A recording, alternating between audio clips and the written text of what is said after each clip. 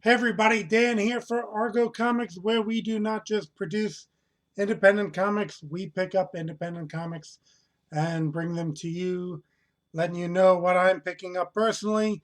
Uh, we are calling this an IndyPlanet Monster Haul because the majority of these books came from IndyPlanet, where my own Argo comics are available as well. This is this month's Indie Comics Monster Haul. It's a good monstrous amount of indie comics. Let's get right into it. This one was a previous release. I think I missed it. I believe G-Man Comics has their news on and features on different things. I believe that's where I heard of this one that I had missed out on. Silverline team up. Okay, the Champion and Miss Fury. So Miss Fury, public domain character. Champion, I'm thinking might be a new character. Silverline, and it says here, because you demanded it's great from the pages of Cat and Mouse. The Champion and Miss Fury together for the first time. Cat and Mouse uh, was a older Silverline book that I was very big on back in the day. The writer, Roland Mann, you can see his name over here for this new book. Uh, yeah, Cat and Mouse. Mitch Bird uh, came to prominence on that title, and he was really a one of my favorite artists at the time. Um, Roland Mann had Silver Storm and Cat and Mouse. Those were two of the top titles from Silverline at the time. They have a new Cat and Mouse series as well. Um, let's see. Penciler Peter Clinton, inker Thomas Floramonti, and colorist Roberta Conroy. I've seen Thomas's name before, involved in Indie Planet, so just never had to pronounce it because I always just see it on my computer screen. Um, and they have a little actually bio of all involved. But Silverline, always you're gonna get great story, great art, high production value. Um, it is a clever little thing. In their comment, in their credits, they got valued reader, you. So we're included in the credits. Gotta kind of like that. Let's see. Gotta show some art that is not too spoilery. Yeah, this artist Peter Clinton seems to have some good artistic chops going on. Look at that armored character there in that city. I'd say it's some really nice work. Uh, there's another piece of art there. It's always good to note that, like, we always have certain artists. Let's say Adam Hughes comes to mind, who's known as a babe artist or a cheesecake, whatever you want to say. I mean, of course, Adam Hughes can do it all, but you'll see some artists.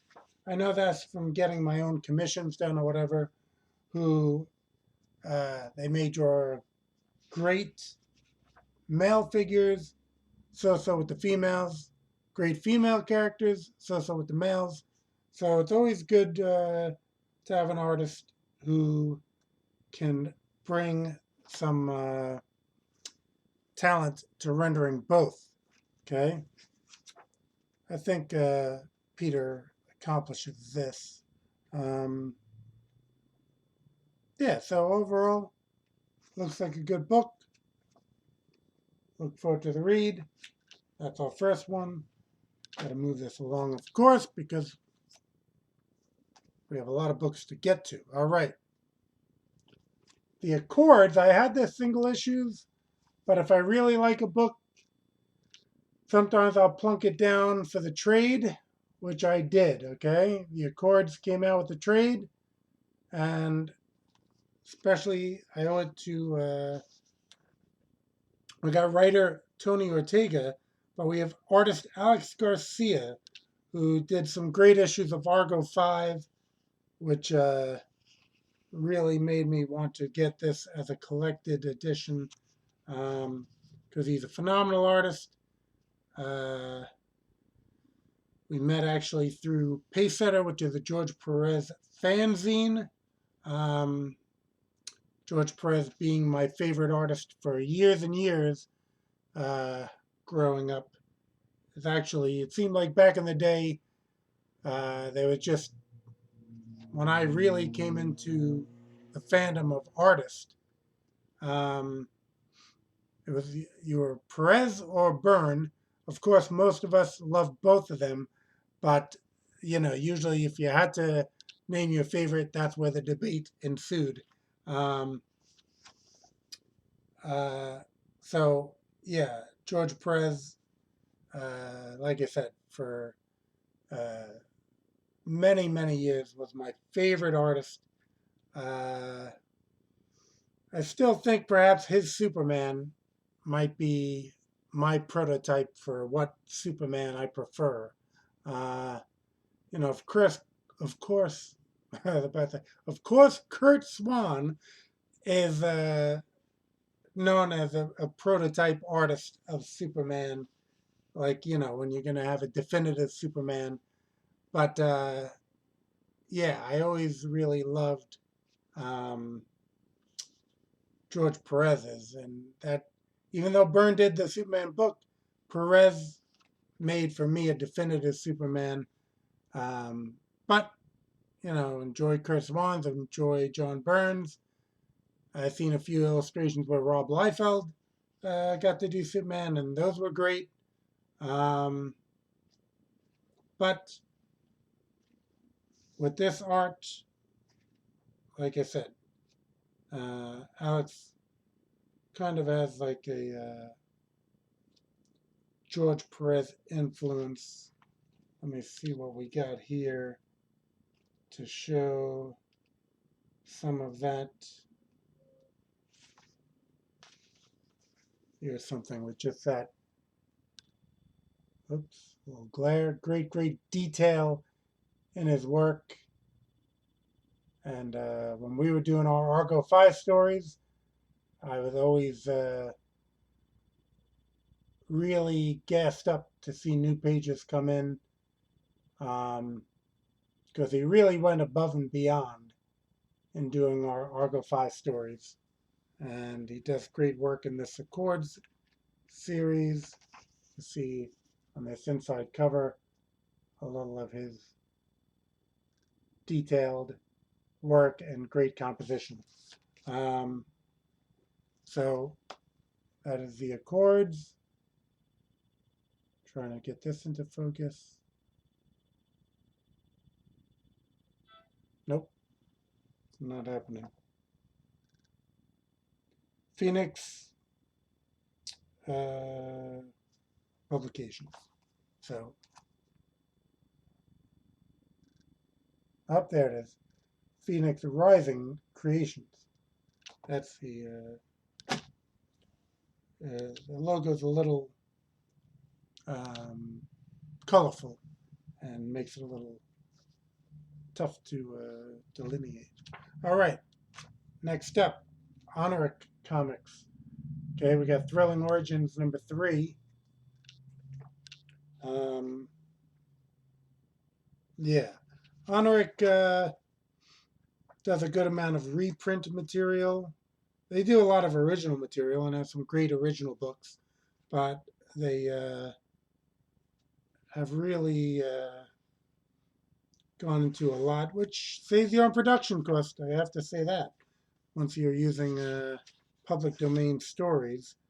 And in this book, we'll have one, oh no, we'll have 2 that are colored, and then one that was just reprinted in black and white in the middle. So you got a reprint story that's been colored. Okay, Lady Fairplay. Okay, and usually Chris Malgrain, who runs Oniric, does an original cover with kind of like an updated version. He's made a lot of original art on public domain characters for like public domain handbooks and such. So he is no stranger to doing that, and he does it as a cover. He does great work. Talking about Perez and Byrne, he is in the John Byrne camp. So we had a Perez influenced artist, and now we have a John Byrne influenced artist. And Thrilling Origins #3. We got Lady Fairplay, Red Blazer, and Marga the Panther Woman. So those are, but on the actually back, we have ads for some of the books that he's put out. And again, not just a big volume of reprint stuff, but also Formidables, which is his own title, which I really, really, really like. And Rocket Science is an anthology, pretty much with other contributors. Same with Astrodome. Um, so we had this book from Oniric, and oops, dropping some books. And we had All American Champions from Oniric. Okay, again, a reprint of Mr. Muscles. I've heard of that one. A reprint of past, now public domain books. So, and he's been able to put out a lot of books lately because they are reprints of previously published stories. So you've gotten a pretty steady output of Oniric. It's a, it's a good way to have a steady output, as if the art and stories were already done. Okay, we have Scattered Comics, Murder City Devil #1. Okay, and Evan Quering did the story art and letters. Diego Vasquez did the colors. All right. I've shown other books from Evan in the past on the Indie Hall. And, we have this one, which Evan does great art. So I'm in no doubt, he did the whole thing except for the colors. So I have no doubt that this will be an enjoyable book. Let's see. This is a stylized, when we talk about artistic influence, I always like to give people a point of reference because you may not know these artists. So sometimes I just try to, even though I'm not saying they're clones of these artists, but I just try to give you maybe an influence so you know what you're in for. And maybe Todd McFarlane, I'd say we get a little influence there. I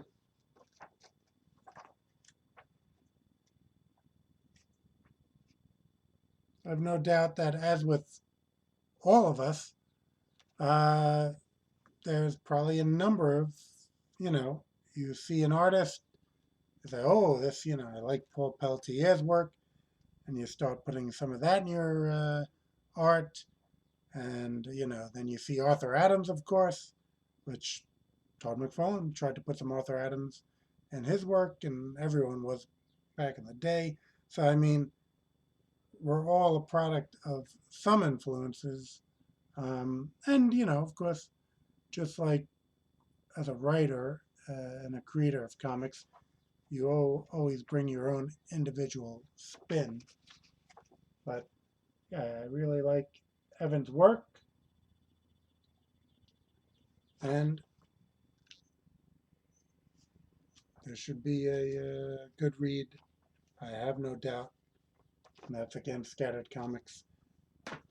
We move on to, I had 2 issues of Diversions. Okay. Number 5.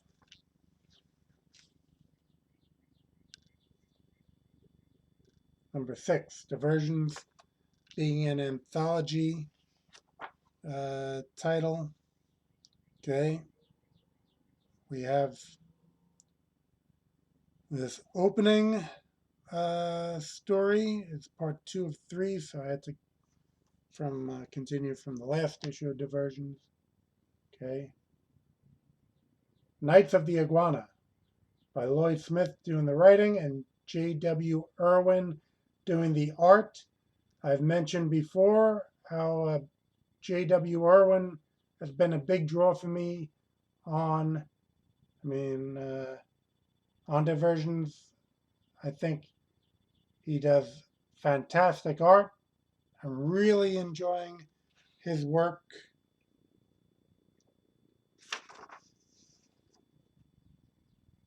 When we talk about artistic influences, and when we just talked about Adam Hughes, I'd say that might be one of the influences for J.W. Irwin. Just has a really clean style and does magnificent work. Really, really like it. And then created and written by Lloyd Smith, we got Cragor, art by, again, by Lloyd Smith, and art by David Johnson Jr. Okay, Cragor. Cragor seems to be a barbarian of some sort. That's just my first, initial thought. Maybe like Thundar. Cragor, I can't be sure though, because I haven't read it yet. This is a whole video, not a review video. So it's just what I've picked up. And, they're fresh out of the box for me to show you. No Place Like Home, Lloyd Smith, writing Marcello Rosmini. This is kind of like an Argo Comics anthology. I had written everything, and I had various artists. So that was an anthology I started out with. So Lloyd Smith is kind of, in that vein, writing these stories and having different artists complete them. So we got another story in the back here, Midnight Stranger, which again is good because a lot of us in the indie market, we're doing this sometimes part-time in addition to a full-time job. And in having artists work on an 8-page story and all of them working at the same time, you can get an issue done, or 6-page, whatever the story may be. You can get an issue done quicker than if you were going to have to have an artist working full-time and drawing your 20-page story. So that was Diversions 5, Diversion 6. We got a character on the cover here, Brick. I've seen him before. Brick is back. So that's why I saw him before. And here I thought you'd be happy to see me. So Brick. Brick was actually sometimes I think a term in the fanzines that I used to read. They would say like he's the brick of the team, meaning the big strong guy. So let's see. Created by Mark F. Davis, but written by Lloyd Smith, drawn by David Johnson Jr., who we just mentioned on the other issue. So then, he did that other story and then he pivoted to a brick story. I like a good, super strong character. Art looks good.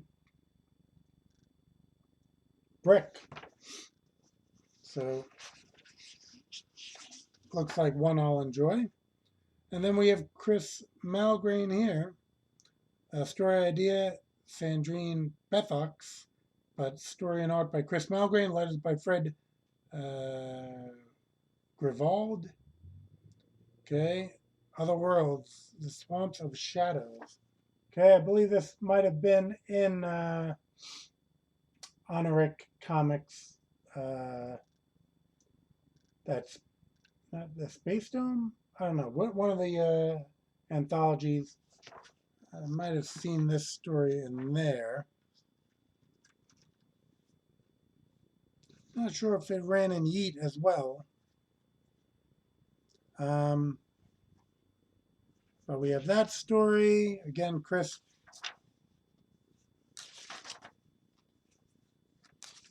doing the art is always going to be good. And then we have another chapter of Kragor, the Savage.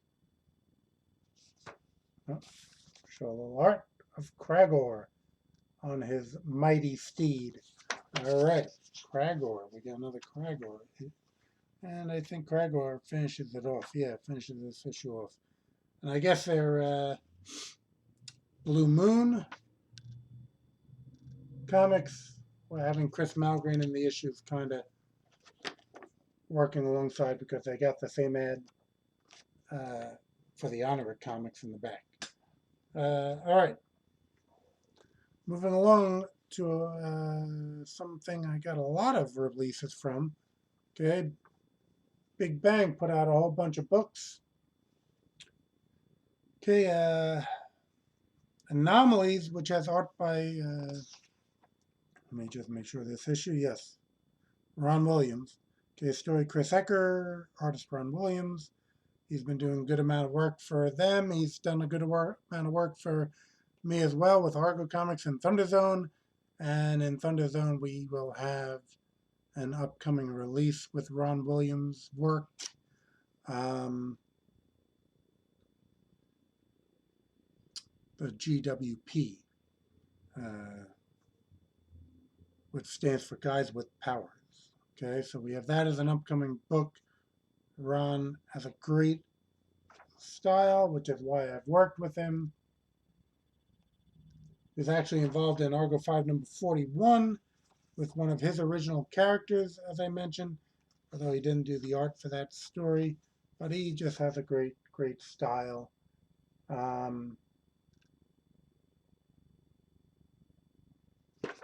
Really phenomenal work. Okay, Anomalies, this is number 2. I picked up number 1. It was in a previous haul. Okay, he did the cover here. I don't know about the interiors for Big Bang Adventures. Okay, starring Ultiman and Shutterbug. Shutterbug? Oh yeah, that's the character in the back. I was going to say this Diamond character isn't Shutterbug. Okay. Ultiman kind of being the Superman character of the Big Bang. Shutterbug, well, might be an influence there of someone as well. But yeah, Ron does do the art in this one, and it is in color. And again, he's a fantastic artist. So pretty much anything he's going to put out is going to be great. Okay. Ulti-Man, Ulti-Woman here in the back. Fantastic. And we have a Speed Queen story. And the backup is a backup. Okay, this is, I believe, an original story just made to look like a, kind of like one of those public domain stories we were checking out before. But it's just the artist, I think, doing that type of style. And that looks very good as well. Yeah, I mean, the panel layouts and the art style kind of takes you back to those that 1940s vibe. And I think that's very cool. So kudos to Big Bang for doing that. Okay, and then we have the next issue of Big Bang Adventures, number 11. Okay, with a featuring Vinny Fresco. Okay. What do we got here? Vinny Fresco, The Renaissance Man by Gary Carlson. Okay, was a driving force behind Big Bang Comics. And Cesar Madaro, who I believe is the artist, who has a very good style, which I was mentioning Mitch Bird before. I have to say this looks a little Mitch Bird-esque.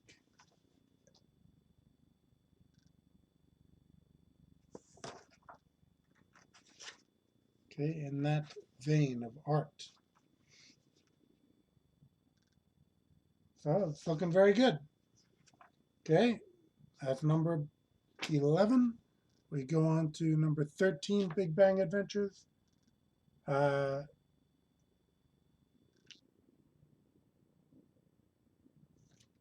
Let's see. And we start off more with Ron Williams. Gary Carlson, writer, Ron Williams, artist, Glenn Whitmore, colors, with a Megaton story. Okay, the Megaton, way back in the 80s, they had a Megaton.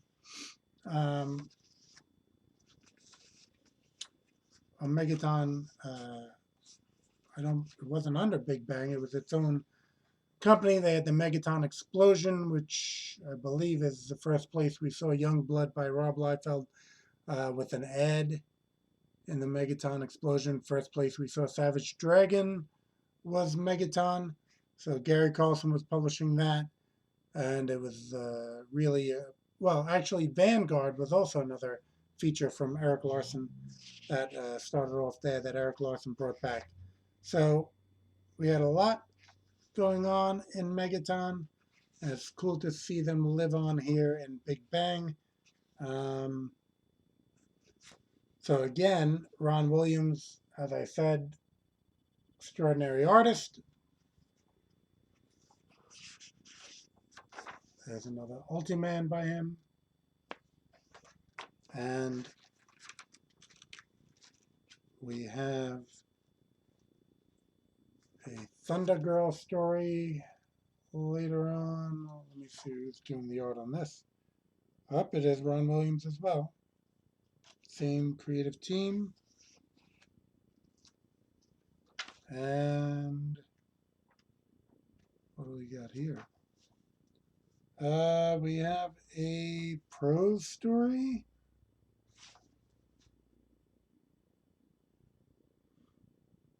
Yeah, it looks like a prose story or a plot synopsis of some sort. Let's see. That's what we got in that issue. We go on to Big Bang Adventures number 14, where we got the last Whiz Kid story, which seems like an original Whiz Kids. I'm guessing they're a teenage group. And maybe this is supposed to be a flashback to the last story that involved these characters. I'll find out when I read it. Got a little inside front cover with the headshots like the old Silver Age headshots, the Bronze Age, Silver Age. So we got the last Whiz Kid story, and written by Pedro Angosto, penciled by Jorge Santamaria, inked by Juan Moreno, colored by Dennis Caramanico, lettered by Adam Pruitt, edited by Gary Carlson. All right. And it looks very good. Very nicely done. A lot of detail in the art. Colors look good. Just looks overall like a well-produced story. Okay. Seems like we got a backup story here. Oh no, that's a continuation. Same story. And then we got, ooh, pinups in the back. There we got a number of pinups. I won't spoil those, but they do look good. All right.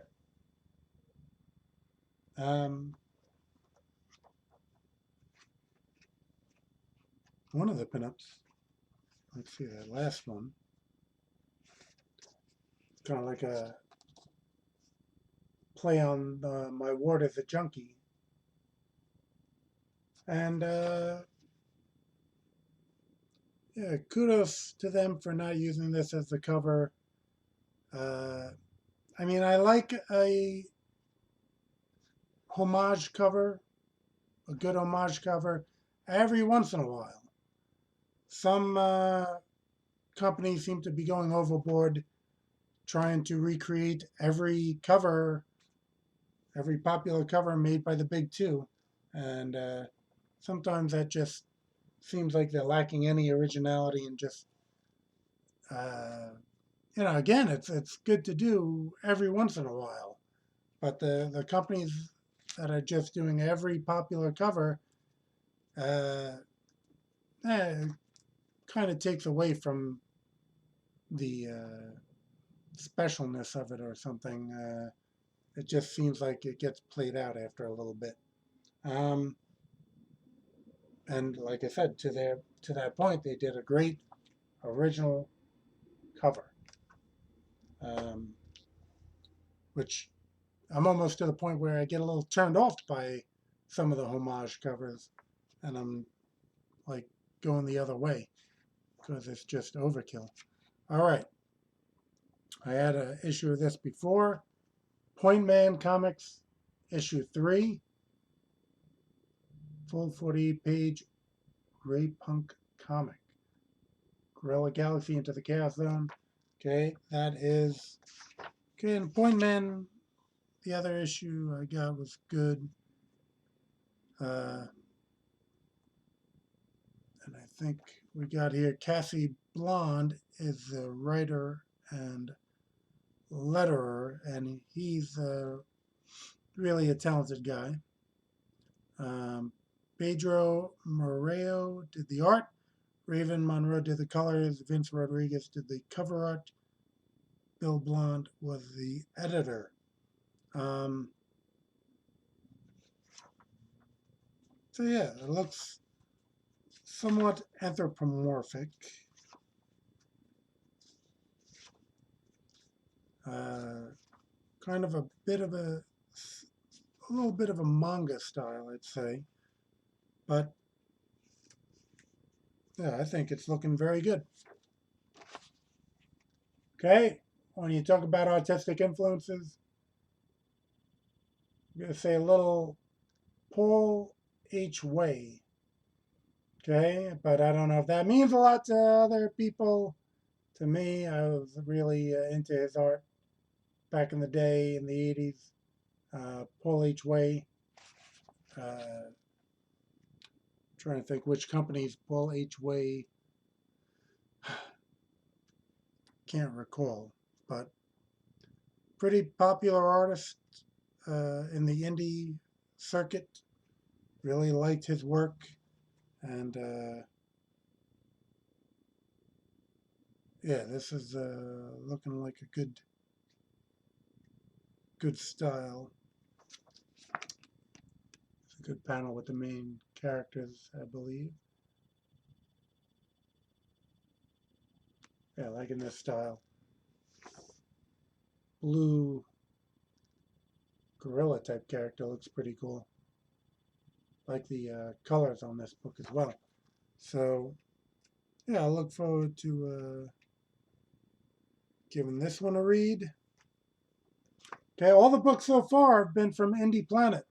So we got Kablam, where you can get your comics printed. Okay, we got the Kablam ad on the back of this book, and that, to me, Kablam prints some of my favorite indie comics. As you can see, like I said, from all the books so far have been from IndyPlanet. You save on shipping because, like, I waited a little bit, put, week by week, put a few more books in my shopping cart, and then saved on shipping by ordering them all at once. Um, so now you're getting to share uh, the wonderful uh, uh, results of that waiting. Okay, we got Standard Comics, Encyclopedia Abridged 3. Okay, Standard Comics has been doing like handbook style, so the Standard Encyclopedia. Uh, Roy Johnson is the driving force of Standard Comics. Got cover artist Mighty Mitch Ballard. Okay, I had worked from Mitch in the past. One of the first pinup artists for Argo Comics back in what was it? 90. No, was it 99? Oh no, 2000. That's right, like 2005. Mitch had done a good amount of work. Uh, Triptychs, as we called them back then, with 3 characters per page and then a 2-page spread. They've been published throughout Argo Comics and various. Most of the teams got done. So yeah, you can see again another George Perez influenced artist at the front and back cover. Very cool. Says my Mitch Ballard and Fabulous Fish Lee. So Fish Lee contributed to the cover as well. Perhaps, let's see. And then Cody Conyers did some art as well. Oh, and then we have, in each entry, we have the art credits. So there's a lot of entries. I couldn't go through them all. But, yep, that's from Standard Comics. All the volumes of the encyclopedia should be at IndyPlanet. Okay, we got Calypso Song, Action Bunny Comics. Fantastic 4th issue. Okay, Action Bunny, I believe is mature reader. Believe so. Sky Owens did great work. London Night Studio might have been where I first saw him. With Nightmare. I've been following his work ever since that, and that's like the mid 80s. So a lot of times we got Tim Tyler doing the inks on the cover. I'm not sure. Sometimes he just does that uncredited. But really love his work. Sky Owens, kind of a manga influence, which I believe he was even published through Antarctic Press at one point, which is an appropriate place, being that they were one of the leaders of American manga. And yeah, I've gotten everything they put out with Action Bunny Comics. So Calypso Song, this is the 4th issue. So I've gotten those 3 and anything else they put out before that. Okay, Hyperverse Comics, The Owling. Okay, Hyperverse, I know from Yeah, they're sharing the pages of Nothing Man with me in Exciting Comics from Antarctic Press. We're both being published through that. So I saw this Owling, decided to give that a try. It was over at IndyPlanet. It looked good. Okay. Uh, let's see. Owned and operated by John A. Rhodes. So, but Owling, created by Ray Marek III and John Rhodes. Story by May, Ray Marek III. Line work by Joseph Ho Olesko. Colors by Avery Fernandez. Uh, and it looks like a very good, well done book, right? I'm thinking the quality is there. Art looks good. Colors looking good. Letters looking good. Overall, looking good. Talking about artists I really like. Uh, okay, Carlo Granda, who does this Geek Girl book. Sam Johnson's a writer. Carlo Granda, Chunlin Zhao. I've had them before on the Indie Hall here. Uh, I really like Carlos Granda's work. And that's Geek Girl character. I think she finds glasses, gets superpowers, but the superpowers also make her clumsy.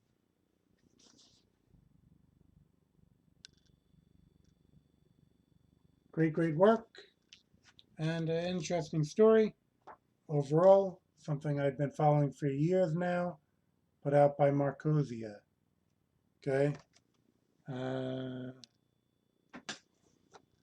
we're still on IndyPlanet, where we have Gunmetal Black Ops.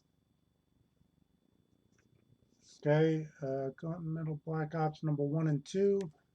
Uh, yeah, I read the solicit. Covers looked very good, so I gave it an order. I will have to read it. Looks like it's actually a couple stories. Okay, the first story being what looks like the Gunmetal Black Ops that we have on the cover. Different artist doing the interiors than doing the covers. And then we have a black and white story of some sort. Knights, dragons, maybe sci-fi. Not sure. But we have the issue 1 and the issue 2. Oops.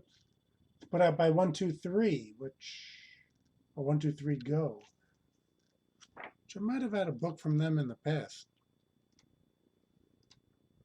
Unless I'm thinking of ABC 123. There was another company. Oh, I might have had on the inside cover. Yeah, so we had Blood Diamonds was the first story. God's Sword is the second story. And the second issue, No Pain, No Gain is one story. Game Face is another story. Faraday Heist is another story. Cadre Varied Pinups in the back. So it's just a lot. The second issue is more of an anthology than the first issue. So it looks like we go back to the cover story at the beginning. We have another story, black and white. Another story in color. Trying to give you a peek at the art so you know what you're in for. And then, as they said, some pinups.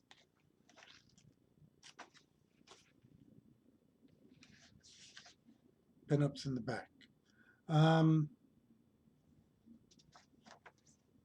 That wraps up the IndyPlanet portion.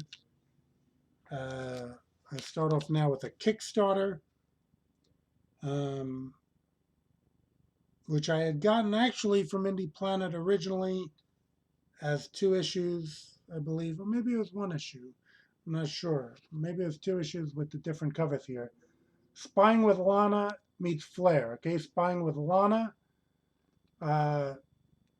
Sean Harrington's character, okay, which had a number of, again, mature reader stories that I was getting through IndyPlanet at the time. Then Flair, which was put out by Heroic Comics, which was more general reader. But in this instance, Flair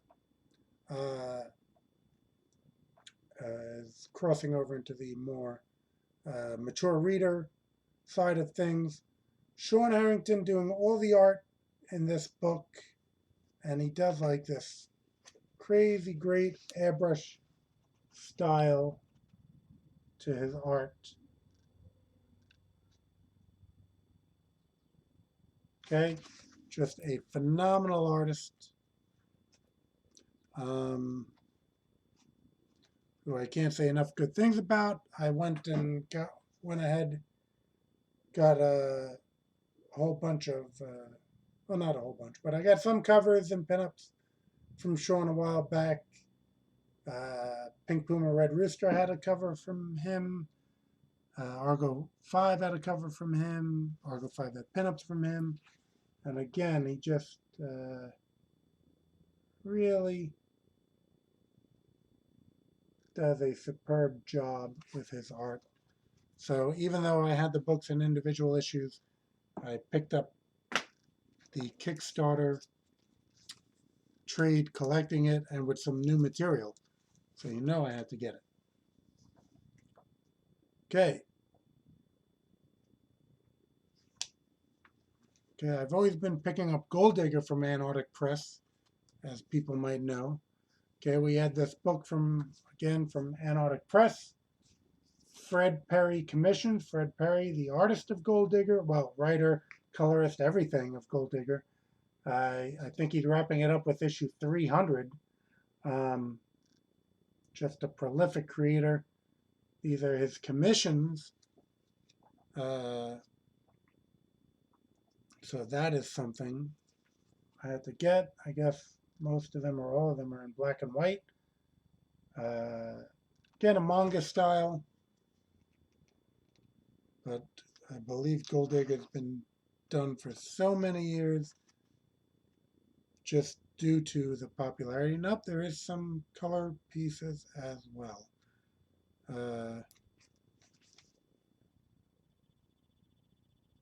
Great art, colors. Fred's a top talent, and it's very cool to see this book of his commissions. All right. All right, we got to pick up the pace now. Image Comics, they had Ant, okay, creation of Mario Gully, now in the hands of Eric Larson, and he brought back Ant with number 12, finishing off Mario Gully's earlier run, which was a good idea. I think it's good to have that closure to an original series that didn't close out, and then to start out with a 1 and 2. And of course, Eric Larson always doing fantastic work. He brings a little different style than he does for Dragon in this, and he actually does his own colors. I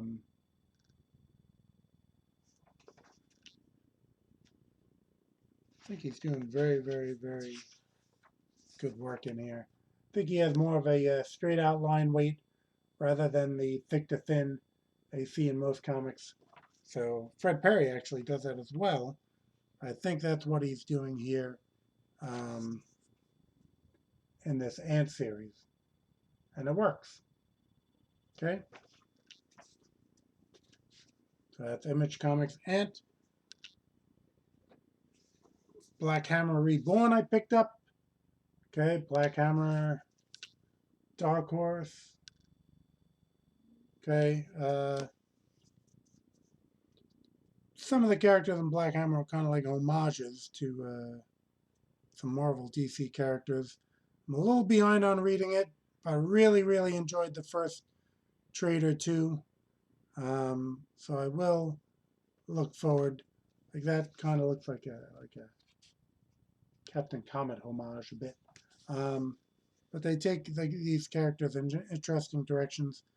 Uh, like I said, it seemed like Copra, which homage to the Suicide Squad and Black Hammer, came around the same time in my consciousness, and they both were homage books that really did different things with the characters and stuff that I really enjoyed. Fight Girls. Okay, Frank Cho, Sabine Rich. Okay, Frank Cho, he wrote and illustrated it. Sabine Rich did the colors. Sal Cipriano did the letters. Okay, if you know Frank Cho from Liberty Meadows, some Marvel work, you know that he's a top talent. So, I mean, if he's drawing something, I'm buying something because he does phenomenal work. He's one of those things me and my old buddy Cam used to call an insta buy, where you just knew that if he's drawing it, you're buying it. Let's see.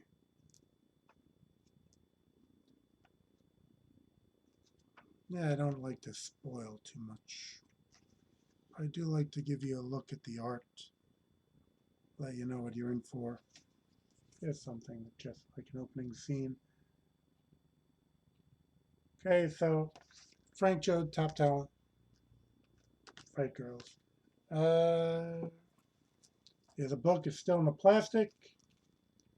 Okay, League of Extraordinary Gentlemen, The Tempest. So League of Extraordinary Gentlemen has been public domain characters uh, from different eras, not superheroes really, but more like story characters all getting together to team up. If you've seen the movie, it was great. The book was great. And this is just one of the further issues. Alan Moore, really one of the few writers who I really, really hold in the highest esteem. So that's the creative team. Keeping that in plastic. Okay, last thing picked up from Image. Okay, I bought the Shadowhawk Chronicles. Being that I've really loved compendiums as of late, I have the original Shadowhawk series. Um, so I thought it would be great to get a compendium of this. And I guess in my enthusiasm, I really didn't look close enough because, and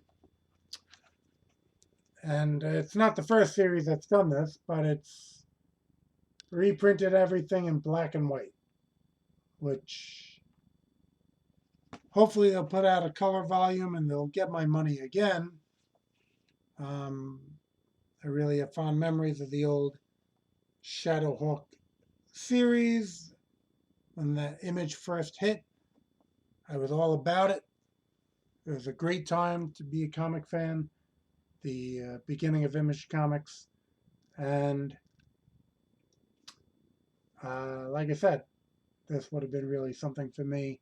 Just the fact that I don't really enjoy reading black and white collections. Um, so it is what it is. I didn't, again, I'm not trying to return it because I was the one who didn't probably look at the solicitation enough to figure this out. But it also has pinup from Rob Liefeld, Jeff Smith, Dave Gibbons, Keith Giffen, Sam Keith, Todd McFarlane, and many more. Says it right there. Got a sticker on the back. Kind of wondering if that's like covering a barcode. I don't want to damage the book by taking the sticker off. But aren't we all curious about what's under that sticker? Sticker. Maybe it's a barcode. It's coming off pretty cleanly. Maybe it's so if you're at a convention, maybe Jim Valentino can, I guess, sign that or something. There's nothing behind it. The mystery is solved. It's blank. Maybe that's where they were going to put a barcode. I don't know. But anyway, Shadowhawk Chronicles, let's wrap it up. Shy of an hour. Anyone who stuck around for this long, I thank you for doing so. Oh, I'm not a YouTuber, so I didn't even say at the beginning of this video to subscribe to the channel, give us a like. It helps the channel. Hit the bell for notifications of the videos. Everything I should have said at the beginning of the video. Too late now. Maybe I'll remember to do it next time. Who knows? But thanks for watching. Be back with another Indie Haul next month.